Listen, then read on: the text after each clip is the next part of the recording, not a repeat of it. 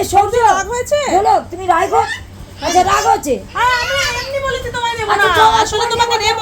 তোমায় নেব, এসো। রাগ করো না, চলো। আসো আসো আসো চলো আসো আসো আসো। আমি এমনি বলেছি তোমাকে নেব না, আসো।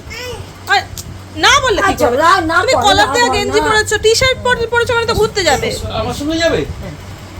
ওরম সৈন্যের মতো আছে। আচ্ছা এই মতন। চলো। আর্মির মতো। এত রাগ করে না, চলো। চলো চলো আসো আসো। না যাবে না? এ বাবা, একবার বলে ফেলেছি নেব না, ওই জন্য রেগে গেছে। চলো চলো চলো, আমরা বেরিয়ে যাবো, টাটা যাবো। রাগ দেখো। আমরা সব রেডি হয়েছি, পুজো দিতে যাবো। খুবই বৃষ্টি হচ্ছে বাইরে। আমার 2 মেয়ে রেডি হয়ে নিচে নেমে গেছে। আমরা এখান থেকে ডিরেক্ট টোটো পাই, মানে করতে পারি, রিজার্ভ করতে পারি। ওই জন্য আমার বোন এই যে বসে বসে উবের টোটো দেখছে। চ পেয়েছিস? তো চলো যাওয়া যাক। মা আবার ওখানে গিয়ে ডন্ডি দেবে, তো তোমাদের সাথে যতটুকু পারি শেয়ার করবো। আমাদের কন্ডিশনটা একবার দেখো। এই যে আমরা একটা র্যাপিডো বুক করছিলাম, সেখানে টোটো দেখেছিলাম, কিন্তু একটা রিক্সা এসেছে। কিয়া পেছনে কিয়া, আমাদের পেছনে কিয়া কিয়া কিয়া। আর এই সামনে সেই ছোট মানুষ থেকে বোন আর ননা, ঢোলক বাবুকে 2 দিকের ক্যামেরা করলেই দেখা যাচ্ছে। মানে আমরা এতটাই কাছাকাছি আছি, সামনের ক্যামেরাতেও জায়গা দেখা যাচ্ছে, পেছনের ক্যামেরাতেও জায়গা দেখা যাচ্ছে।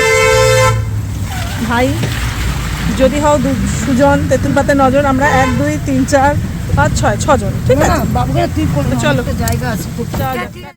ফাইনালি আমরা বড় মাসিমণির বাড়িতে পৌঁছে গেছি। এই যে বাবার মন্দির, এই যে বড় মাসিমণি। আর বৃষ্টি দেখো, ওই পারে পুকুর যেখান থেকে মা আসবে ডন্ডি কেটে। আর এই যে এইখান থেকে আমার 2 মেয়ে, এই আমার বৌদি বোন, আর এই আমার ভাইপো। ভাই বোনদের পেয়ে খুব খুশি হয়েছে। বাবা শান্ত হয়ে বসে আছো, কি ব্যাপার? তো চলো, বড় দিদিন আসছে, ওই তো এখান থেকে আসছে না। এই যে তোমার সাজুগুজুটা একটু দেখি দাও, আর তোমার সাজুগুজুটা একটু দেখি দাও। তোমার কেমন সাজুগুজু করছে একটু দেখি যাও। বাহ, এই যে আমার 2 কন্যা। তো চলো, আমি আমার 2 মেয়ের সাথেই ম্যাচিং, হোয়াইটও আছে, ইয়েলো আছে। চলো আসছি। এই আমার 3 ছানাপোনা, আমি 3 জনকে নিয়ে রয়েছি। মা ডন্ডি দিতে গেছে। এবার বাইরে যেহেতু খুব বৃষ্টি পড়ছে, আমিও যদি চলে যাই, আমরা 3 জনেই চলে গেলে এই 3 জন তো এখানে থাকবে না, আমাদের সাথে বাইরে যেতে চাইবে। ওই জন্য আর ওদেরকে নিয়ে বাইরে যাইনি। তো মা ওই পারে বললাম পুকুর, মা ডন্ডি দিতে গেছে, মা আসছে। আর এই যে আমি আপাতত এই 3 জনকে সামলাচ্ছি। তারপর মা আসলে আমি গিয়ে বাবার মাথায় জল ঢালবো। ওই দেখো, বাবার এখানে প্রচুর ভিড় থাকে শ্রাবণ মাসে শেষ সোমবার, শিবরাত্রিতে এখানে মানে জায়গা থাকে না একদম। কিন্তু আজকে মনে হয় এই এত বৃষ্টির জন্যই রাস্তাঘাট একটু, মানে এখানে মন্দির একটু ফাঁকা। তো দেখো বাবার মন্দির 400 বছরের পুরনো এই মন্দির। তো তোমাদেরকে বলেছিলাম যে এই মন্দির 400 বছরের পুরনো। তো তোমাদেরকে বাবাকে সরাসরি, মানে সরাসরি বলতে সামনে থেকে দেখাচ্ছি একটু পরে। তো এই যে মা পুকুরের দিকে এগোচ্ছে, স্নান করে এই রাস্তা দিয়েই ডন্ডি দিয়ে আসবে। আর মায়ের সঙ্গে যাচ্ছে আমাদের ছোটো বৌদি। এই যে বাবার মন্দিরের সামনের অবস্থাটা জল জমে এত খারাপ হয়েছিল, তাই ভাবছিলাম কি করে যাবে, যদিও ঠাকুরের জায়গা। আর আমার মায়ের মনে অসম্ভব ভক্তি। আর তারপর মায়েরা তো মানে সর্বশক্তিশালী হয়, মায়েরা সব পারে, এটা মানে আমি অন্তত মনে প্রাণে বিশ্বাস করি। আর আশা করছি যেসব মায়েরা আছো এখানে তারাও এটা জানবে যে মায়েরা সবই পারে। তখন খুব বৃষ্টি হচ্ছিল, আর পুকুর থেকে আসার রাস্তাটাও এইরকমই ছিল। এই যে দেখো সামনে মা যখন ডন্ডি দিচ্ছে, সেই রাস্তায় গঙ্গা জল দিতে হয়, যদিও বাবা তার কৃপায় সব রাস্তাটাই পুরো ধুয়েই রেখেছিলেন আর কি। তো এই যে দেখো বোন রয়েছে ওখানে, আর বৃষ্টি খুবই হচ্ছিল, যে কারণে মা যখন ডন্ডি দিচ্ছিল ওখানে বড় মাসিমণি, বোন সবাই এই যে ছাতা নিয়ে মায়ের সঙ্গে ছিল। আর আমি তো বললাম এই সময়টায় আমি থাকতে পারিনি সঙ্গে, তার কারণ আমাকে ছানাগুলোর কাছে থাকতে হয়েছিল। তো এই দেখো মা ডন্ডি দিচ্ছে। আর এইখানে এই যে ভদ্রলোক, ইনি কিন্তু আমাদের পরিচিত নন, কিন্তু এই যে একজন ডন্ডি দিচ্ছে দেখে উনি ওখানে দাঁড়িয়ে আস্তে আস্তে গাড়িগুলোকে সাইড করছিল। যদিও বৃষ্টির জন্য এই রাস্তায় খুব একটা গাড়ি যাচ্ছিল না, তাও যেটুকু যাচ্ছিল উনি সেই গাড়িগুলোকে সাইড করছিলেন। তো এটাই হয় আর কি, ওপরবেলা সঙ্গে থাকলে এরকমই হয়। তো যাই হোক, ওনাকে চিনি না, কিন্তু ওনার এই উপকারটাও মনে থাকবে। আর এই ভিডিওটাকে মোটামুটি আনকাটি রাখার চেষ্টা করেছি, তার কারণ হচ্ছে এটাই যে এই ভিডিওটা আমার টাইম লাইনে থেকে যাক। মায়ের শরীরটা খুব একটা ভালো নেই, তাই নিয়েও রন্ডি দেওয়াটা আর এইরকম মানে সত্যি বলছি যে পরিস্থিতিটা মানে কী অবস্থায় মানে এই রাস্তাটার ওপর দিয়ে রন্ডি দিয়েছে মা। আর জানি না, হয়তো ভগবানই মাকে শক্তি জুগিয়েছে। আমার তো এইখানটায় যখন মা রন্ডি দিচ্ছিলো আমার খুব ভয় লাগছিলো যে মা কীভাবে দেবে। তবে যেটা হয়েছে সেটা হচ্ছে বর্ষার জলগুলোর ওপর দিয়ে তো মা ডন্ডি দিয়েছে, মানে বিভিন্ন পোকামাকড় এইসব জলে তো এই সময় থাকে। মাকে মনে হয় প্রচুর কামড়েছে, কেননা ডন্ডি দিয়ে এসে স্নান করার পর মায়ের গা হাত পায়ে খুব জ্বালা করছিল।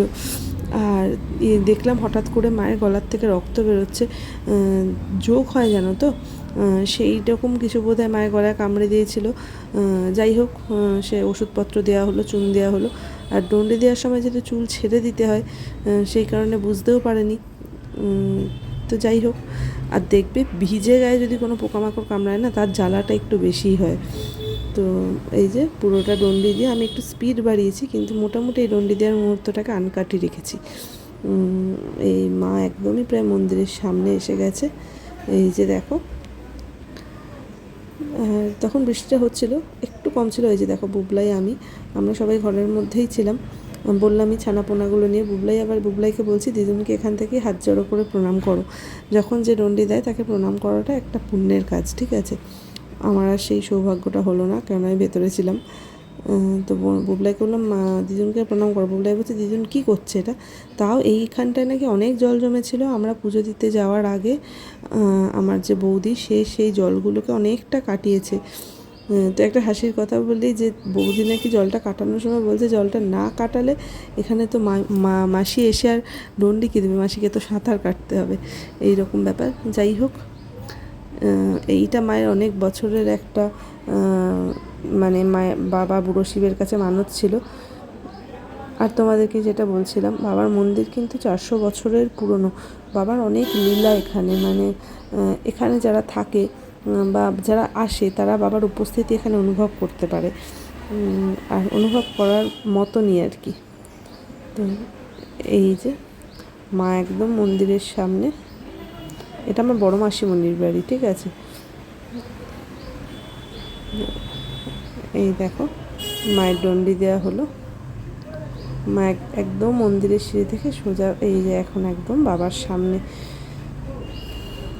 বাবা মাকে শক্তি জুগিয়েছেন, সেই কারণেই মা হয়তো পেরেছে। আর বললাম যেটা, যে এই দিন এই মন্দির চত্বরটা পুরো ভরা থাকে, কিন্তু কালকে অনেকটা ফাঁকা ছিল, যে কারণে মায়ের ডন্ডিটা দিতে সুবিধাও হয়েছে একটু। তো তোমরা সবাই বাবাকে দর্শন করো। আর এরপর তো ভিজে গায়েই পুজো দিতে হয়। যারা ডন্ডি দিয়েছো তারা জানবে, ডন্ডি দিয়ে এসে সরাসরি পুজো দিতে হয়। পুরোহিত মশাইও একটু তাড়া ছিল, কিন্তু এক্সকিউজ মি, তাও উনি অপেক্ষা করছিলেন পুজোটা দেওয়ানোর জন্য। মায়ের বাবার মাথায় জল ঢালার মুহূর্তটা তোমাদের সঙ্গে শেয়ার করছি। বাবার কাছে একটাই প্রার্থনা, সবার যেন ভালো হয়, সবার সন্তান যেন দুধে ভাতে থাকে, সবাই সবার প্রিয়জনদের সাথে যেন ভালোভাবে শান্তিতে থাকতে পারে। তো শ্রাবণ মাসের পুজো সম্পন্ন হলো, শ্রাবণ মাসও প্রায় শেষ। তোমরা আর কারা আর কি এই শ্রাবণ মাসে বাবার ব্রত করো অবশ্যই আমার কমেন্টে জানিও। আর এই দেখো, তোমাদেরকে যতখানি পারলাম বাবাকে দর্শন করানোর চেষ্টা করলাম। তো সকলের মঙ্গল কামনার জন্য, সকলের ভালো থাকার জন্য অবশ্যই বাবার কাছে সব সময় প্রার্থনা করব। তো তারপর আমি এলাম, আমাকে মাথায় জল ঢালার জন্য ডাকলো, যেহেতু পুরোহিত চলে যাবেন। দেখো এই জলটা পেরিয়ে আসার সময় আরও অনুভব করছিলাম মা কী করে গেল, কিন্তু ওই যে কোলে ছাড়া রয়েছে, আমাকেও ঠিক করে যেতে হবে বলেছি।